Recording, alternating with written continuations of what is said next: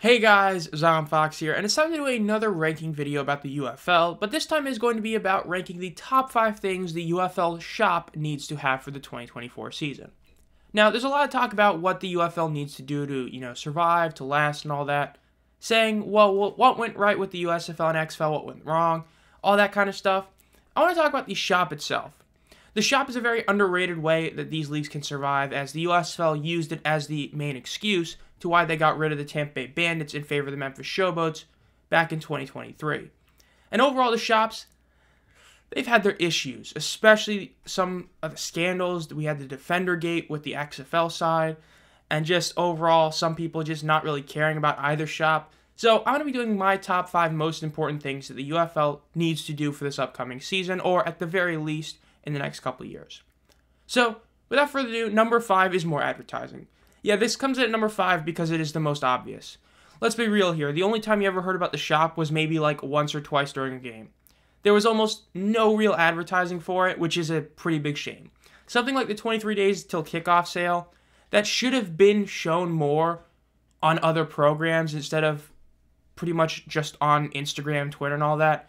Then the XFL is pretty similar with the 60% off site-wide they had as well at some point during Thanksgiving time.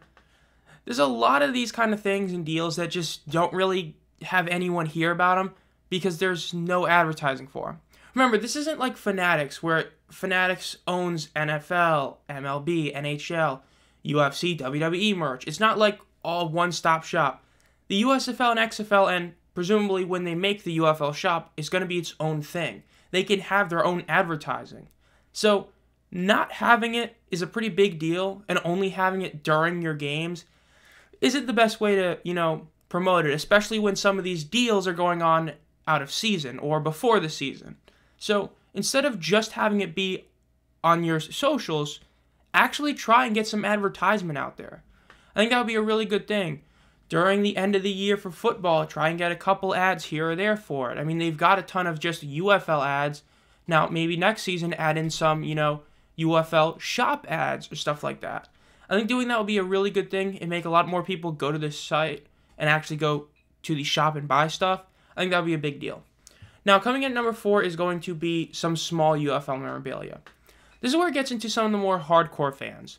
If you, browse on Reddit, Discord, and all that, you'll see a lot of people do complain that there's certain stuff that they do want to collect that they can't. And this is one of them.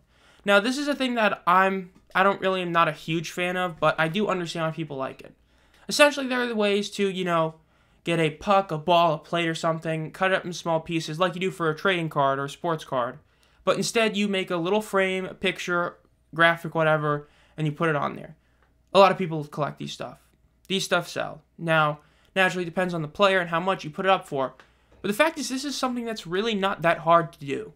This is not that hard to make, and you can sell it for just a lower price because these things aren't the most expensive things to make. And you can get some extra money, and a lot of people would want to collect it. You could do something like take a football from the Renegade Stallions opening week game, and then put a couple players' pictures on it, and then sell that. Maybe you get a couple of the players to sign some stuff if they get, a portion of the amount that gets sold. There's a lot you could do with this. And the fact is that them not utilizing this is a pretty big deal. There's a reason why literally every league has this. WWE has this by using pieces of the table or the ring. NFL has this with footballs. The MLB has this with either plates or balls. Hockey has it with pucks and sometimes even nets. This is something that every other league is using. The UFL needs to use this. It's an extra way to get people to go to the shop and buy stuff. It would be a cool thing to sell in the stadium. It's a pretty big missed opportunity not having any of these, especially because it is so easy to do and it's not really even risky in terms of a cost perspective. They definitely need to get on doing this. There's a lot of these type of things that people would want. They need to add this. And coming at number 3 is going to be an auction site. This goes pretty hand in hand with number 4. That's why these are both pretty low on the list and not in the top 2. But, like I said, if you browse online, you'll see a lot of people want some game use stuff. Now, granted, they don't need to make their own site. It could just be a sub-part of the site, which is how WWE does it. WWE auction is on the WWE shop site, whereas the NFL has its own auction house. The bottom line is just something that should be done. Now, you could do it where you give a cut of it to the players. You could do it where it all goes to the league. Because, like, with these other ones, it's, all to charity. But for the UFL, you could have it where in your next CBA agreement, you could have it be where, 50% of proceeds go to the players or something. And then for if their stuff sells and whatever it sells for, they get half of it. Doing that could, subset having to pay every player extra amount of money because they're getting paid more there. It could help out in CBA negotiations for either side. Or at the very least, you could just do it and have it be just proceeds to the league. There's a lot of people who want some game-used jerseys, game-used gloves, game-used pants, game-used balls, and all that kind of stuff. And the fact is them not doing it, I think is a pretty big deal. This is another very big missed opportunity doing this. Because especially considering the fact that a lot of people would like to own a game-used football jersey, but naturally they can't afford NFL jerseys. Because even NFL jerseys of guys who are like, I hate to say it, but who are like kind of like, low-tier scrubs, their jerseys sell for hundreds. And we're talking like well over 500 usually. So in a UFL, you probably could get a jersey of a good player for only a couple $100. And I think that would be a really cool thing to have. Being able to have the opportunity to get a Frank Gidna jersey. Having the opportunity to get an A.J. McCarron jersey. Things like that, whether it be from years past or whether it be they come back this year and play this year. There's a lot of stuff that you could do that they need to actually utilize. And the auction house is one of them. Again, it is a reason why every one of these other sites or all these other leagues have it. When every one of the other ones, whether it be, not even a team sport like UFC or WWE, or it is a team sport like the NFL or MLB. There's a reason why they all have these things. Just like the memorabilia, it's because people buy it. There's a ton of collectors out there for this stuff, and this is the stuff that you can get that sells for more money. An NFL authentic jersey may cost like $300, but a game-used jersey can cost thousands. It's a big deal. They need to get on this. Now, this might take them another year, but if they're able to do this, they need to get this done sooner than later. And number 2 is where we start to get to the two very obvious ones, in my opinion. And number 2 is going to be upgrading the merch quality.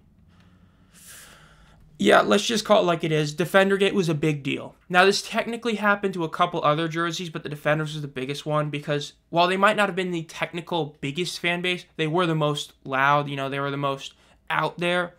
And yeah, they pretty much, as you can see, they had pictures of the jerseys. They sent you the jerseys. They looked nothing like the pictures. Then they ended up actually changing the pictures of the jerseys without really saying anything. It was a massive scandal and a very big deal. And a big reason for this is because despite the fact that the XFL made this big deal about an Under Armour partnership, they really didn't have the partnership you thought that would mean. When you heard that, you assumed it meant for not only the on-field jerseys, but all the merch. Instead, it was just for the on-the-field stuff. All the merch was still not them. And then a lot of people themselves, I haven't really heard anything naturally that bad about the USFL merch. I mean, I got my jersey. It looks pretty much exactly like I assumed it was going to look. But I've heard multiple stories about certain like bottles as well from the XFL shop that were pretty poorly made. I haven't heard anything from the USFL. If you have, let me know down in the comments. But overall, though, even the USFL side, a lot of the merch, people aren't saying it's bad. It's just not good in the best way to put it. Whereas the XFL is a lot of these stuff was either terrible quality or like the Defender stuff, not what you ordered. These are big deals. Getting the upgraded merch quality would be a huge thing. And a big reason for that would be if you could have Under Armour be the official sponsor of the merch. Getting a jersey from Under Armour would be a huge deal for people. Getting shirts that were made in higher quality. Getting bottles, bottles, ornaments, footballs, and all that are higher quality is always a good thing. So this is a big deal. But number 1, the most important that they need to do, custom jerseys or player jerseys. Let's just call it like it is. The fact that this past season, the only options we had were your basic 2023 ones, like the one I have, for both leagues, or the XFL having a unbelievably awful Dwayne Johnson 54 jersey. That's terrible. The 2022 USFL had a custom jersey for like a couple months. That was it. They had it for like a couple months. Then they didn't bring it back this past year. The XFL never even did it. Let's just call it like it is. So many people are not buying jerseys because it is just a year. So it's that sense of, number one, when you're doing it, you make it feel like every year you need a new one because it's a different year. Or it's just, you're not going to buy it because it's just a jersey. You need to have a player jersey, at least. At the very least, each team should have 2 jerseys. One of their presuming starting quarterback, and then one of a star player that's someone else. That's what you need to do. For instance, the Stallions, heading into the season right now with who they have on roster, get a Jamar Smith jersey, and then get a Scooby Wright jersey. He's a popular player, might not be technically the best. That'd probably be like CJ Marable at second best. But get a Jamar Smith jersey, get a Scooby jersey. For the defenders, they just got Boogie Roberts. Get a Boogie Roberts jersey, and then get, at the moment, McClendon jersey. At the very least. Because a custom jersey, again, that would be a real big W, getting a custom jersey. And you could do the custom jersey where it's not a technical custom like other leagues have it where it's fully custom, but rather it is a whatever player you want custom, much like some of the NFL ones have, some of them. But as you can see here with the example I have, with like a Bills jersey, you can get any number and name on it, or you could select any player on the roster. They could get rid of the name and number and just do a you get any player on the roster. Just something. Doing this would incentivize so many more people to buy a jersey. If you're a fan of a player from college or the NFL, you're not going to go buy a jersey of the team. You'd want to buy his jersey, right? It's like when you have a favorite player that gets to a new team. You go buy his jersey. You don't go buy the team's jersey. You buy his jersey in the new team. You could do that. If you are a massive fan of Alex Magoo and he comes back this next year, you want an Alex Magoo jersey, not a boring, neutral Birmingham Stallions jersey, right? I mean, that's just kind of how I feel it is. And I think a lot of people would agree with that. You need to have custom jerseys, or at the very least player jerseys, because those are what people want to get. They want their team starting quarterback. There's a reason why pretty much the most selling jersey in most teams are the quarterback, or a massive star player at a different position. The Panthers, even if guys like Gidna and EJ Perry don't come back, Breeland Speaks jerseys, massively over edge rusher, insanely popular, insanely good. That's a good one. Or you have other ones like that. You get a Cody Latimer jersey for the Brahmas. There's a lot of options that you have that you should take advantage of. Not doing it again when every other league that has jerseys has custom jerseys for players.